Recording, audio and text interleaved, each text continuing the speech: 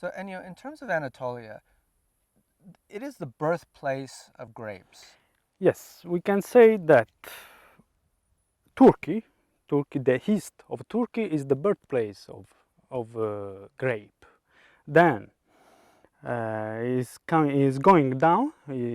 Grape went down in the Africa, also in the Egypt, and come up in Turkey, in the center of Turkey, and from Turkey went to Greece. From there to Europe. This is what you can find also in the some articles, very important historical articles of viticulture. Wines did originate around here somewhere, but it was a very different thing than it is now. I mean, now wine is generally considered made from grapes and grapes only. Back then, it was part grain, part honey, part grape, part fruit, part whatever.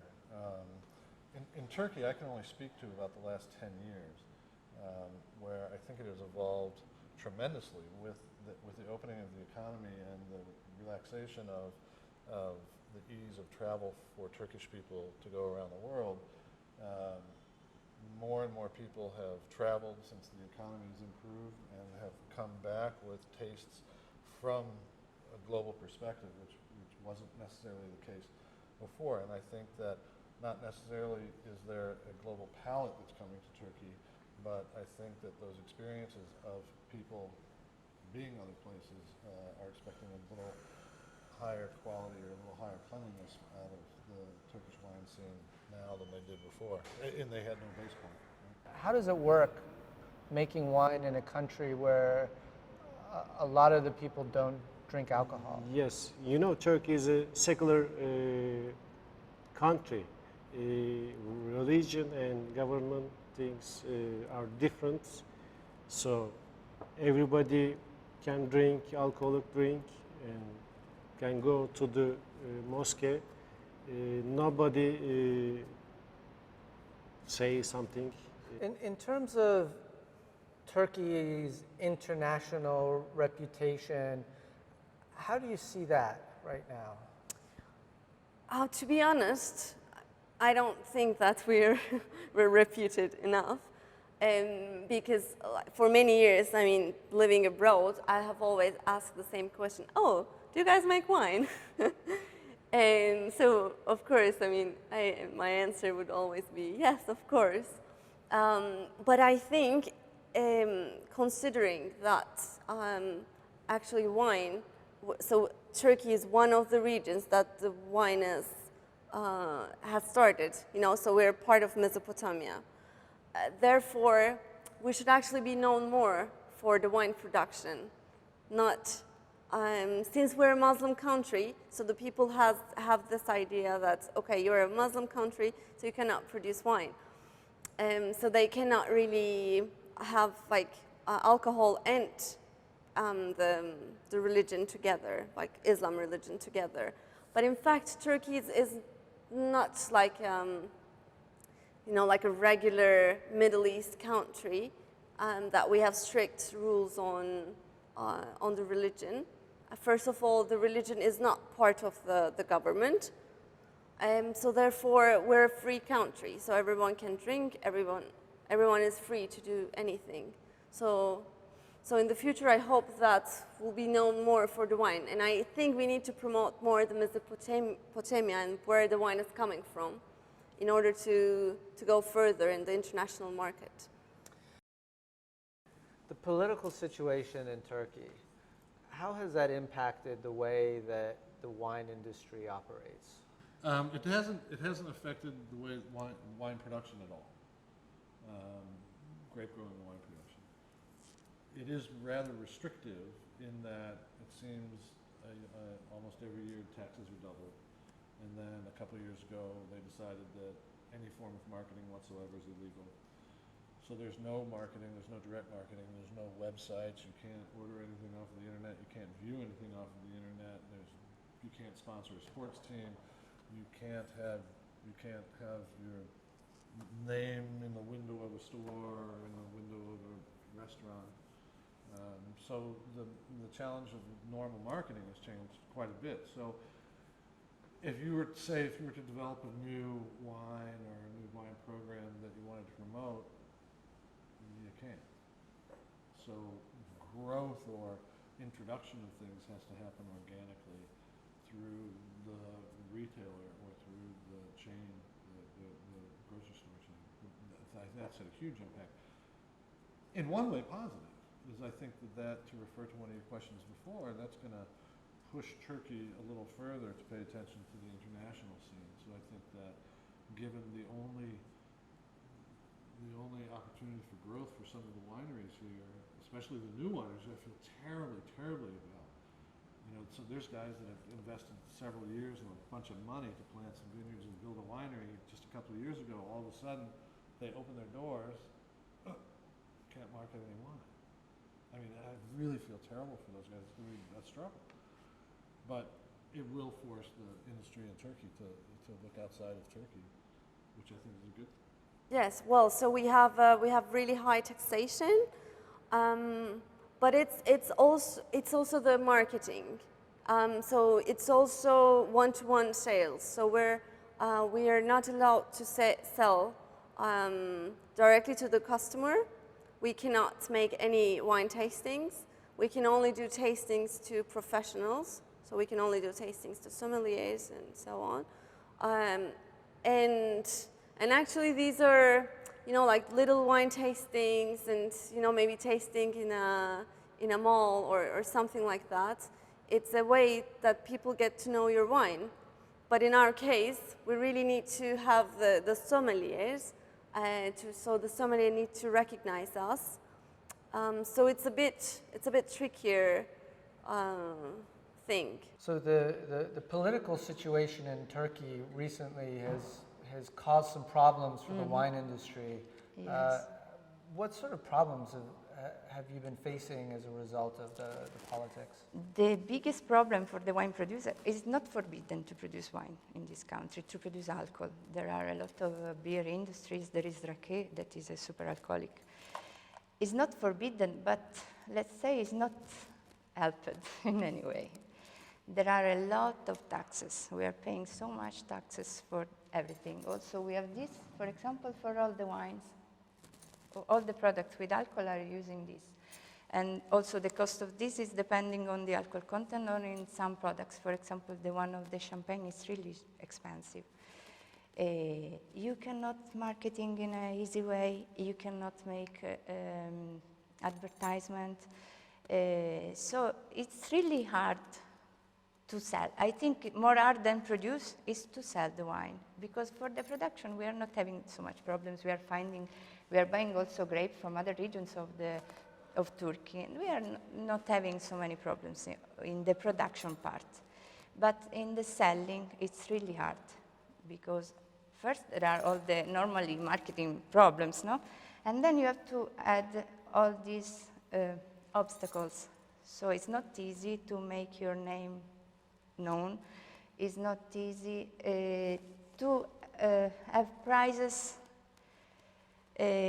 competitive, let's say, for the Turkish market. I mean, because if I'm coming from Europe or maybe in America, this wine is arriving in a price, I don't know exactly, but it's a price affordable. For the Turkish people, it's in any case something that is not, I mean, if I want to buy a cheap wine in Italy, I can find, with €5, I can find something good. But here with 5 lira, it's so hard to find a good wine. So all these things are making the selling the wine, it's a little hard. About the production, the political is not giving. We have new rules. For example, you cannot have a permission if you're a restaurant, for example. You cannot have the alcohol permission. It's very difficult nowadays. And also there's a pressure on the people all that do drink wine and any alcoholic beverage. So people just now drinking wine in their houses, not on the trade, and also it just affects your business. And also, for example, after 10 p.m. you cannot have any drink from a market, from the off-trade, like that. And for the public, for example, you cannot drink beer most of the parks, for example. And also you don't have any of the advertising. All of the advertising is not permitted. So you can't advertise at all? No, no. Even in internet, and you cannot shop online. It's also not permitted. And the taxes are very high. Yes. You have approximately 50% tax, and you pay it before. For example, you pay the tax when you sell the wine. Wow. At that point, you can take your wine, take your money, maybe 2 months later. So you pay the tax. You pay 50% tax. That's a lot of Yes, tax. yes. That's pretty crippling. Murat, tell us about the terroir of Turkey and where you make your wines. Soil type of Turkey of our vineyards, it's clay loams and calcareous. It depends the area, and the weather also. It's typical Mediterranean climate. It's summers. It's very hot, and winters not so cold. And Of course, I can say that the main regions about the winemaking in Turkey, about the local grapes, is the center of Anatolia, the central Anatolia, the northern Anatolia with the region of Tokat this side, and the eastern Anatolia. There is also another region here, but in that place there are mostly international varieties. So the traditional, let's say, place of the wine in Turkey are these three. I can say that the central Anatolia is taking the best of the other regions, because, for example, in the northern part, in this Tokat, the region of Narince, to say the most famous, there is a big humidity, even if, because there are these mountains that are blocking the wind from the sea, no? So there is a big humidity there, so it's a little more hard to deal with the safety of the plants. In the eastern region, the temperature is too much, so much that sometimes the grapes are not maturing in a good way because are not reaching the ideal maturity. Also because the grapes of this side are late grapes. So really often in Turkey, the winter is coming early. We saw in the past 2 years, I saw that in the end of September it started to rain, and so it started to become a little more hard to go on. Here we have high temperature, yes, but never too high. I mean, I think we never passed the 38 in here in our factory, but it's really dry. So about the management of the disease and the things is really easier, let's say, even if it's less easy about the water management, water supply management. So I can say that here the conditions to make really qualitative grapes are present, are easy. There is, I don't know how to say correctly. There are conditions to make really qualitative grapes. And so on a positive note, you have some amazing native varieties. Yes. And I know that you've been very focused on promoting those varieties. Mm-hmm. What are some of the varieties that you're most excited about? We have really good, really unique varieties. For example, Narince and Izmir are the white varieties. And for the red varieties, we have Okuzgozu, which means bullseye, Bogazkere, meaning throat burning one. It's very tannic. And we have Kalecik Karasi, lovely grapes. And the thing that I like so much of this place is that the indigenous grapes are so interesting. They have everything. They don't miss anything, I can say. For example, Kalecik, that is of course, our best, our masterpiece. We are in Kalecik. It has sweet tannins, it has a structure to be aged, it has smells to make a champagne, a blanc de noir. It has a freshness to give an interesting rosé. So it's, you don't need to work trying to complete these grapes, no? If you want to improve these grapes, you have just to work with them, to touch them in the correct way, to find the way to touch. They don't need anything. They don't need the cut with Merlot. They don't need, you know, the Merlot that is saving everything. It's so amazing for me. For example, Bogazkere is a grape where our consultant, Mr. Monquero, is saying that is very similar to, with the tannin content, with the color, to a good Barolo, for example, when you are making wine. That's quite a compliment. I mean, Yes. Barolo is one of the Yes. great wines of the world. So for someone who makes wine in Barolo to make that statement, I think says something. Yes. You can imagine that you cannot hit the grape because the tannin content. So it's not an easy grape to make wine. So if you can understand how to make wine with this grape, it's wonderful. It can give a very important wine. Then we have this Narince, with which we won some Prim also in USA. That is a very interesting white wine.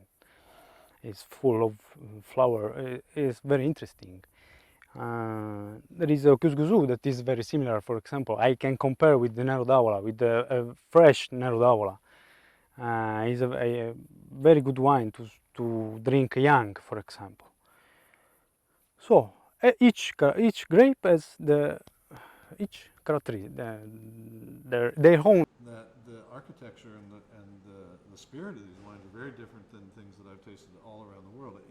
You know how, as people are tasting wines, they tend to want to associate one wine with another. You brought up Tanat before, but some of the wines and the grapes that we have, I mean, I've tasted thousands, tens of thousands, hundreds of thousands of wines in my career, and I can't pigeonhole these that way. And I think that is a treasure trove. I mean, this is kid in a candy shop winemaking. This is great stuff to be able to discover some of these varietals and what their architecture is, and they're really fantastic. And so, as far as red wine goes, there's light and easy drinking, fruity, chilled reds of Kalecik Karasi from Ankara. There's Okuzgozu, which means bullseye, from Elazığ in eastern Turkey. There's what's called Bogazkere, which means burns your throat or scratches your throat, which is a dense, tannic monster. I mean, it's white. It's like the Tasmanian devil from the cartoons years ago. It's wily and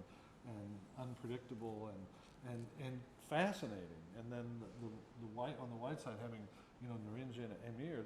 They're good, solid wines. So as if you're interested in Sauvignon Blanc as a varietal, you can taste Sauvignon Blancs from the Loire and from New Zealand, and they're, you know, in South Africa and so there are certainly differences within the regions and then the winemaking styles in the vineyards themselves, but they all have a similar characteristic, where some of the grapes that we're messing around with here have undefined characteristics. And so I think that's kind of the joy of discovery for Turkish wines and the Turkish wine industry. Right. And what are some of the changes that have happened in the Turkish wine industry over the last 10 years that have brought about this increase in quality? Yes, because of the, for example, for the investments, we do plant vineyards all over the Turkey, and we still planting, because we know how the grape is important. And as we don't have any appellation in Turkey, we can grow every grape, every different region.